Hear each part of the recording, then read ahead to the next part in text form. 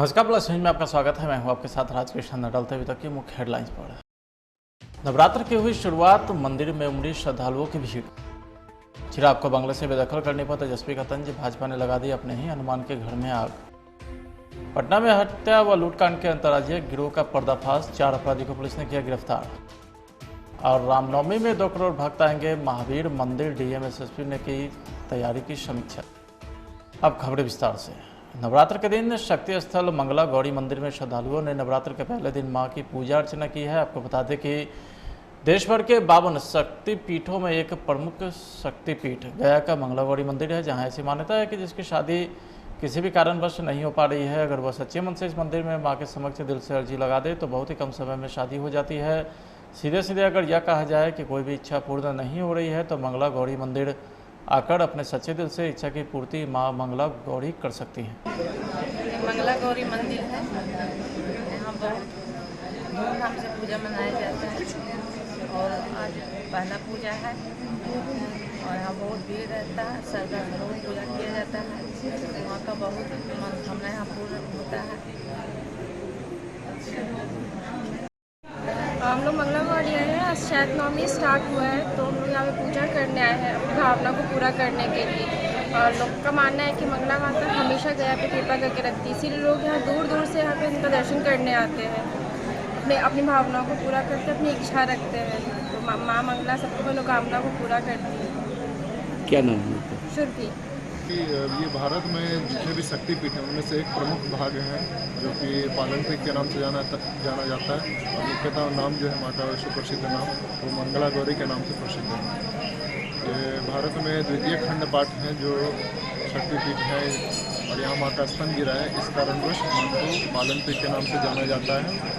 और विश्व भर में विख्यात गया जो हमारे यहाँ हेरिटेज प्लेस है, वर्ल्ड हेरिटेज प्लेस, उसमें से वैश्विक स्तर पर जो हमारे यहाँ शिव पुराण के मान्यतानुसार जो अलग अलग विभिन्न भाग हैं उनमें से एक है माँ मंगला गौरी शक्तिपीठ।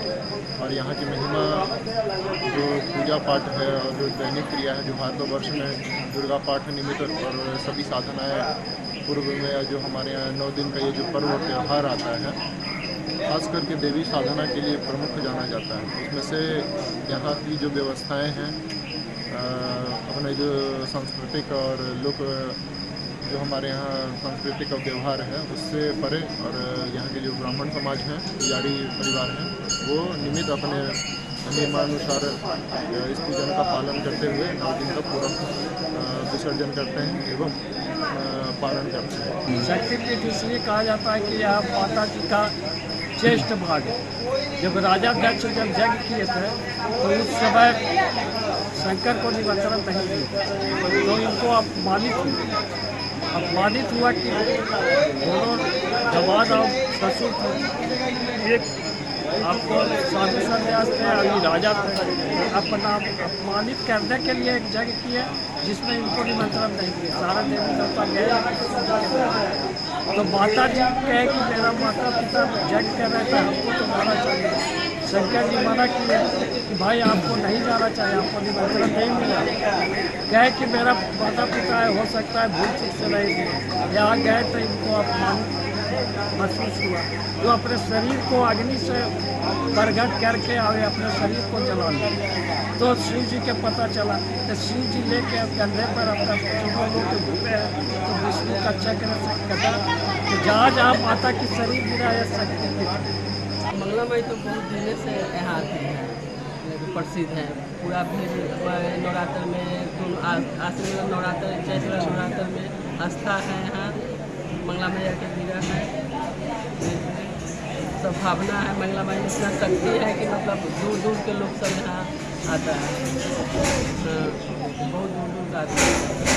क्यों आते हैं? मंगला माई पर मतलब इतना विश्वास है, लेकिन शुरुआत से मनोकामना पूरा, सबको मनोकामना पूरा करते हैं। जो मनोकामना करके आदमी आता है वो मनोकामना पूरा कर देते हैं, इसलिए सब यहाँ दूर दूर से लोग सब। क्या नाम है? निवासी चिराग पासवान खुद को भाजपा का हनुमान बताते थे। भाजपा ने अपने उसे हनुमान के बंगले में आग लगा दी, यह कहना है बिहार में नेता प्रतिपक्ष तेजस्वी यादव का। दिल्ली में रामविलास पासवान को आवंटित बंगले को जबरन खाली कराए जाने के सवाल पर तेजस्वी ने भाजपा और चिराग के रिश्तों पर तंज कसा है। देखिए रामविलास पासवान जी आराम से रामविलास पासवान जी अंतिम सांस तक जो है बीजेपी के साथ रहे। चिराग जी ने ये भी कहा था कि हम हनुमान हैं। अब जिस प्रकार का जो व्यवहार हुआ उनके साथ, चलो घर कोई बात नहीं, लेकिन जो असली घर था वो तो छीन दिया बीजेपी के लोगों ने। वो असली घर कौन सा था? चुनाव का सिंबल छिना गया और पार्टी को दो पार्ट में कर दिया गया। घर में ही आग लगा दी गई, यानी यहाँ तो हनुमान जी की ही घर में आग लगा दिया गया। तो ये तो इस पे हम ज़्यादा कुछ कहेंगे नहीं, लेकिन लगातार शुरुआत से ही चिराग जी हों या रामविलास जी हों, हमेशा नरेंद्र मोदी जी के तरफ ही खड़े रहे हैं। लेकिन उनके तरफ खड़े रहने का ये परिणाम होगा कि उनके घर को ही आग लगा दिया जाएगा। ये उचित नहीं। कैसे देखते हैं? अब इसमें हम क्या कैसे अब हम इसमें क्या बताएं? ये तो जवाब चिराग जी ही दे सकते। तो वहीं बिहार के डिप्टी सीएम तारकिशोर प्रसाद ने यूपी की तरह बिहार में भी योगी मॉडल को लागू किए जाने की बात कही है, जिस पर नेता प्रतिपक्ष तेजस्वी यादव ने तंज कसा है।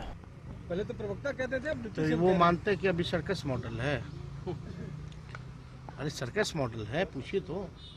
क्या उनको भरोसा नहीं रहा सीएम पे, नीतीश कुमार पे? अब हम नहीं जानते, लेकिन बिहार की जनता तो देख रही है कि सर्कस मॉडल चल रहा है। और लाएगा कौन? क्या है मॉडल? क्या है मॉडल? क्या है हमको तो पता ही नहीं है। वो कह रहे हैं कि बुलडोजर ही उनका मॉडल है। हाँ, बुलडोजर ही उनका यूपी मॉडल। क्या होता है वो? किस लिए? हमको वो कॉन्सेप्ट समझ भी नहीं आया। भाई बुलडोजर चलना चाहिए तो बेरोजगारी पे चलाते क्यों नहीं है यूपी में? योगी जी ने कहाँ बेरोजगारी पे बुलडोजर चलाई? कहाँ क्राइम पे बुलडोजर चलाया? निगरानी ब्यूरो एक भ्रष्ट अफसर के ठिकानों पर छापेमारी की है। ऐसे अधिक संपत्ति मामले में यह छापेमारी हुई है। शुरुआती दौर की छापेमारी में कुछ संपत्ति का पता चला है। पहले घंटे की छापेमारी में 12 लाख रुपए नगद, लगभग 1 किलो सोना मिला है। हाजीपुर में आलिशान घर के अलावा बैंकों में 1 करोड़ रुपया जमा है। दिल्ली में 2 फ्लैट, 10 लाख के किसान विकास पत्र भी मिला है। निगरानी ब्यूरो से मिली जानकारी के मुताबिक मुजफ्फरपुर के मुसहरी ब्लॉक में पदस्थापित प्रखंड आपूर्ति पदाधिकारी, जिसे जिले का सप्लाई माफिया कहा जाता है, उसके ठिकानों पर यह छापेमारी हुई है। मुजफ्फरपुर स्थित आवास सरकारी कार्यालय शहर के मॉल में छापेमारी हुई है। जानकारी के अनुसार 12 लाख से ज़्यादा कैश व 1 किलो सोने भी बरामद हुए हैं। फिलहाल छापेमारी लगातार जारी है। पटना के फुलवारीशरीफ पुलिस ने कई हत्या व लूट को अंजाम देने वाले अंतर्राज्यीय गिरोह के 4 सदस्यों को धर दबोचा है। इस दौरान पुलिस ने उसके पास से देसी पिस्तौल, गोलियां भी बरामद की है। गिरफ्तार गिरोह के सदस्य पटना के अलावा रांची में भी कई लूट कांडों को अंजाम दे चुके हैं। 15 जनवरी 2022 को फुलवारीशरीफ पेट्रोल पंप के नज़दीक अपराधी ने कुंदन कुमार को गोली से भून डाला था। छानबीन में यह बात सामने आई है कि कुंदन कुमार का राकेश कुमार से वार्ड पार्षद चुनाव को लेकर दुश्मनी थी। 15 तारीख को यहाँ पे 15 जनवरी को एक हत्या हुई थी। उसमें एक बच्चे की गोली मार के हत्या की गई थी। वो आदमी वार्ड काउंसिल का जो इलेक्शन था उसमें प्रोबेबल कैंडिडेट था। हत्या के बाद बहुत तरह की बातें आई, लेकिन हत्या के बाद हम लोग के पास सीसीटीवी फुटेज मिला और उस फुटेज में 2 क्रिमिनल्स मोटरसाइकिल से जाते हुए दिखे। उसको हम लोगों ने फॉलो किया और फॉलो करके उस मोटरसाइकिल, उस आदमी की निशानदेही, उन दोनों क्रिमिनल्स की निशानदेही, और वहाँ पर जो हम लोग को डंप डाटा मिला है जहाँ पे कुछ नंबर्स एक्टिव थे उसको, और जिसकी हत्या हुई उसके बैकग्राउंड को चेक करने के बाद और किससे किससे राइवलरी हो सकती है, इसको चेक करने के बाद हम लोगों ने जीरोइंग की। और जीरोइंग करने पर हम लोगों को लगा कि वहाँ पर एक दूसरा आदमी जिसका नाम राकेश था, जो अपने आप को उसी वार्ड काउंसिल से खड़ा होने का कैंडिडेचर जिसने घोषित किया था, उसी ने षड्यंत्र करके ये हत्या सुपारी किलिंग कराई है।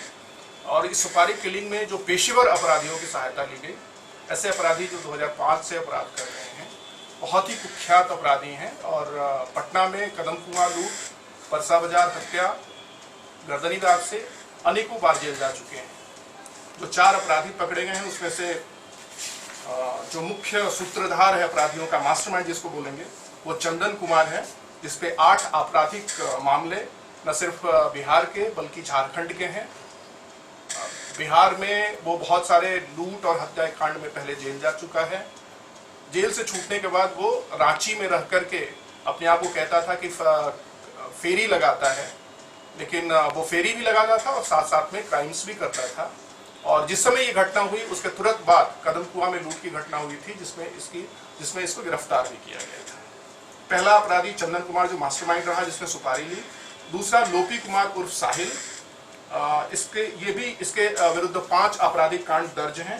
हत्या, लूट और हत्या की योजना बनाते हुए। मंडेला जो गर्दनी बाग के है, उसके विरुद्ध 2 आपराधिक मामले दर्ज हैं।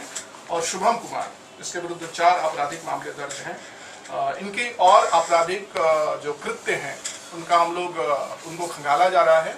पटना जिला पुलिस प्रशासन के तमाम बड़े पदाधिकारी महावीर मंदिर पहुंचे और रामनवमी की तैयारी की समीक्षा की। इस दौरान जिलाधिकारी चंद्रशेखर सिंह ने 2 वर्षों के कोरोना बंदी के बाद इस बार रामनवमी में अधिक भीड़ का आकलन करते हुए तैयारियों के निर्देश दिए हैं। बढ़िया पुलिस अधीक्षक मानवजीत सिंह ढिल्लन ने कहा कि मंदिर पहुंचने में भक्तों को कोई अवरोध नहीं होना चाहिए। उन्होंने कोतवाली थाना प्रभारी को मंदिर प्रबंधन के साथ समन्वय पर पर्याप्त सुरक्षा तैनात करने के निर्देश दिए हैं। पटना के कई थाना क्षेत्रों में पटना पुलिस के जवान और पदाधिकारी के नेतृत्व में फ्लैग मार्च निकाला गया। इसी कड़ी में पटना के कोतवाली थानेदार सुनील कुमार सिंह के नेतृत्व में भी कोतवाली थाने की पुलिस ने इलाके में बाइक फ्लैग मार्च किया है। इस दौरान कोतवाली थाना क्षेत्र के कई इलाकों में घूम कर पटना पुलिस की टीम संदिग्ध लोगों पर नकील कसते भी नजर आई। रामनवमी के अवसर पर सीनियर एसपी साहब का आदेश था कि सब जगह फ्लैग मार्च करें। गली मोहल्ले में हम लोगों ने सब जगह फ्लैग मार्च किया है और जो असामाजिक तत्व देखने में नजर आए हैं उनको चेक किया गया है। और यह फ्लैग मार्च कोतवाली थाना के सभी इलाकों में भी की गई है। Income tax, Kidwaipuri, TNT colony, boring canal road, Daroga Raipath, R block, फिर स्टेशन पर जो था इंक्रोचमेंट किए हुए उस सबको हटाया गया है। इसके बाद रामनवमी को लेकर के अभियान चल रहा है। किसी भी व्यक्ति की हत्या एक स्वाभाविक प्रक्रिया है और बिहार में जितनी हत्या हो रही है वो राजनीतिक प्रायोजित है। यह बात औरंगाबाद के मदनपुर पहुंचे हिंदुस्तानी अवाम मोर्चा के राष्ट्रीय अध्यक्ष और बिहार के पूर्व मुख्यमंत्री जीतनराम मांझी ने कहकर जिले की राजनीतिक सरगर्मी तेज कर दी है। पूर्व मुख्यमंत्री बिहार विधान परिषद के 24 सीटों के लिए हो रहे चुनाव के लिए एनडीए प्रत्याशी के समर्थन में नवनिर्वाचित जनप्रतिनिधि से वोट की अपील करने आए थे। इसी बीच बिहार में हो रही हत्या के सवाल पर उन्होंने कह दिया कि अधिकांश हत्याएं न सिर्फ राजनीति से प्रेरित होती है बल्कि इसमें जातीय संघर्ष भी है। बक्सर में 2 दिवसीय दौरे पर पहुंचे केंद्रीय राज्य मंत्री अश्विनी कुमार चौबे ने कई कार्यक्रम में शिरकत करने के बाद मीडिया से मुखातिब होते हुए बिहार के मुख्यमंत्री पर बड़ा बयान दिया है। उन्होंने मीडिया को दिए बयान में बताया कि बिहार में मुख्यमंत्री का कोई वैकेंसी नहीं है, समय परिस्थिति के अनुसार चेहरा बदला जा सकता है। बिहार सरकार शुरू से अपराध के खिलाफ काफ़ी हद तक आगे बढ़ के काम करती रही है और आगे भी जो हमारी एनडीए की सरकार है इसके लिए वचनबद्ध है, संकल्पबद्ध है। हम अपराध, हत्या, बलात्कार, नरसंहार पर कैसे नियंत्रित कर सकते हैं इसका हर संभव बिहार सरकार प्रयास कर रही है। सबका सहयोग चाहिए। बिहार में बड़ा खेला होने वाला है बाबा, मुख्यमंत्री के चेहरा को लुटा। कोई खेला है, जो खेला है वो हो चुका है, आप भी देख रहे हैं। मुख्यमंत्री का चेहरा बदला जा सकता है? अरे क्यों, मुख्यमंत्री की कोई वैकेंसी नहीं है। हमारे एनडीए के मुख्यमंत्री अभी जो हैं वो हैं और काल परिस्थिति के अनुसार आगे कोई आदमी यहाँ जीवन भर के लिए धरती पर नहीं आया। हम सब लोगों को यहाँ से जाना है। गुप्त रोग एक गंभीर बीमारी है। गुप्त रोगों को लेकर के डर व गोपनीयता भी बनी रहती है। इस बीमारी को लेकर के कई सारे भ्रम भी है, लेकिन देश के जाने माने आयुर्वेदाचार्य सेक्सोलॉजिस्ट डॉक्टर सुनील कुमार दुबे ने प्लस न्यूज़ के साथ बातचीत में गुप्त रोगों के गोपनीयता व डर को लेकर अपने बयान साझा किए। उन्होंने कहा है कि WHO ने प्रतिदिन 10 लाख लोगों के गुप्त रोगों से पीड़ित होने की भी बात कही है। नहीं, देखिए ये कोई हल्के में लेने वाला चीज़ नहीं है। गुप्त रोग तो ही है, बीमारी तो ही है और असल बात है कि इसमें लोग शर्माते हैं, शर्मा कर दिखाने नहीं जाते हैं और छिपा कर रखते हैं बीमारी को, जिससे बीमारी और अभी गुप्त रोग जो है कि इतना ज़्यादा फैल रहा है, बहुत तेज़ी से इसका लोग संक्रमित हो रहे हैं इस बीमारी से। अरे मेरा छोड़िए, यहाँ WHO ये स्वीकार कर लिया है कि दुनिया भर में करीब 10 लाख लोग डेली गुप्त रोग एवं यौन रोग का शिकार हो रहे हैं। तो ये कोई आम बीमारी नहीं है और इसका इलाज है, संपूर्ण इलाज है आयुर्वेद में, और इसका इलाज कराएं, अच्छे डॉक्टर के पास जाएं, इलाज कराएं, ठीक हो जाएंगे आप। देखिए, गुप्त रोग के कारण बहुत सा है, आजकल के रहन सहन जैसा है, लाइफ स्टाइल है, उसके कारण गुप्त रोग का बहुत ज़्यादा पेशेंट बढ़ रहे हैं, और कोई बात नहीं है। मानसिक टेंशन से कोई मतलब नहीं है। गुप्त रोग का जो भी मरीज रहता है वो मानसिक टेंशन उसको हो जाता है, वो समझ लेता है कि हमको कौन सा बीमारी हुआ, एक तो दिखाने नहीं जाएगा शर्मा के, और उसके बाद जो है कि मने मन अपने आप कुंठित होते रहता है, जिसके कारण वो परेशान रहता है, और कोई बात नहीं। भारत और नेपाल के बीच बहुप्रतीक्षित पैसेंजर ट्रेन सेवा की शुरुआत की गई है। भारत के प्रधानमंत्री नरेंद्र मोदी, नेपाल के प्रधानमंत्री शेर बहादुर देउबा ने संयुक्त रूप से ऐतिहासिक ट्रेन को हरी झंडी दिखाकर रवाना किया है। दोनों देश के प्रधानमंत्री ने वर्चुअल तरीके से ट्रेन सेवा का फिर से आगाज किया है। नेपाल के प्रधानमंत्री शेर बहादुर देउबा इस मौके पर भारत की राजधानी दिल्ली में मौजूद रहे। इससे दोनों देशों के हजारों लोगों को फायदा होगा। फिलहाल यह ट्रेन जयनगर से नेपाल के कुर्था तक जाएगी। बाद में इस रेलवे लाइन का विस्तार भी किया जाएगा।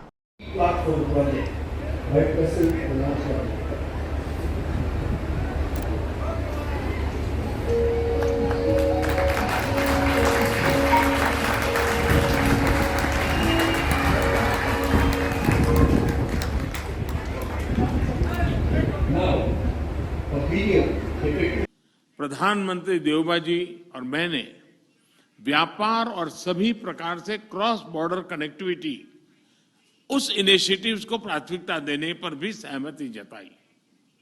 जयनगर कुर्था रेल लाइन की शुरुआत इसी का एक भाग है। दोनों देशों के लोगों के बीच सुगम, बाधा रहित आदान प्रदान के लिए ऐसी योजनाएं बेहतरीन योगदान देगी। फिलहाल आज के खबर में तैयार, देखते रहिए प्लस न्यूज। नमस्कार।